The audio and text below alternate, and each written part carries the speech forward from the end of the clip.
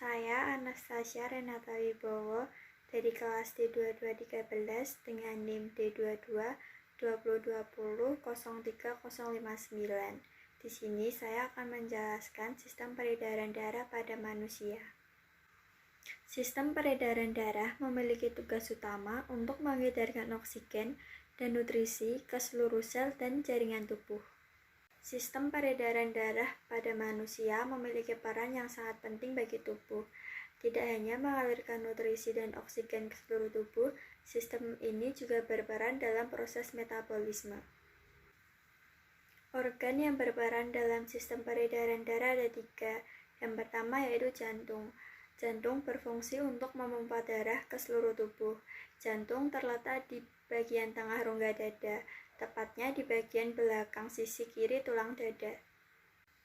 Bagian jantung. Yang pertama ada perikardium. Perikardium adalah dinding dan lapisan rongga jantung yang berfungsi menghasilkan cairan serous untuk melumasi jantung selama berdenyut. Perikardium juga memiliki fungsi untuk menyangga dan menahan jantung untuk tetap berada dalam posisinya. Yang kedua, serambi. Bagian yang juga dikenal dengan sebutan atrium ini merupakan bagian jantung atas, yang terbagi menjadi bagian kiri dan kanan.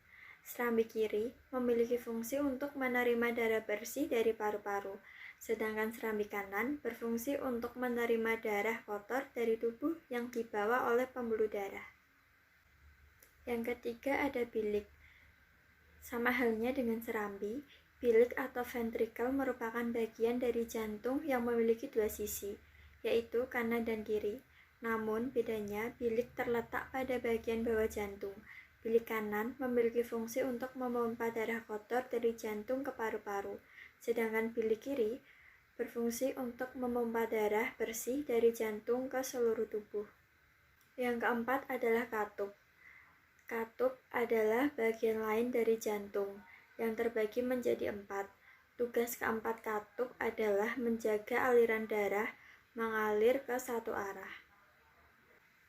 Yang kedua, pembuluh darah berfungsi untuk mengedarkan darah dari jantung ke berbagai organ dan jaringan tubuh maupun sebaliknya.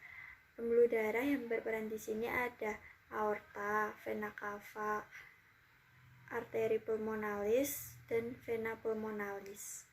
Aorta merupakan arteri terbesar. Aorta berfungsi membawa darah yang banyak oksigen dari ventrikel kiri jantung ke seluruh tubuh. Vena cava merupakan vena yang terbesar. Terdapat 2 vena cava yang masuk ke jantung, yaitu vena cava superior dan vena cava inferior. Arteri pulmonalis merupakan arteri yang berfungsi membawa darah yang banyak karbon dioksida dari ventrikel kanan jantung menuju paru-paru untuk ditukar dengan oksigen. Vena pulmonalis merupakan vena yang berfungsi membawa darah yang banyak oksigen dari paru-paru menuju atrium kiri jantung. Yang ketiga adalah darah. Darah berperan sebagai pembawa nutrisi, oksigen, hormon, dan antibodi ke seluruh tubuh. Peredaran darah dibagi menjadi 2, yaitu peredaran darah besar dan peredaran darah kecil. Peredaran darah besar, sistem peredaran darah ini bermula ketika bilik kiri jantung memompa darah yang mengandung oksigen dan nutrisi melalui aorta ke seluruh tubuh. Jika kadar oksigen dalam darah sudah rendah atau hanya tersisa karbon dioksida, maka darah akan terkumpul di pembuluh darah. Kemudian masuk ke serambi kanan jantung dan masuk ke bilik kanan jantung. Ada 2 pembuluh darah yang bekerja.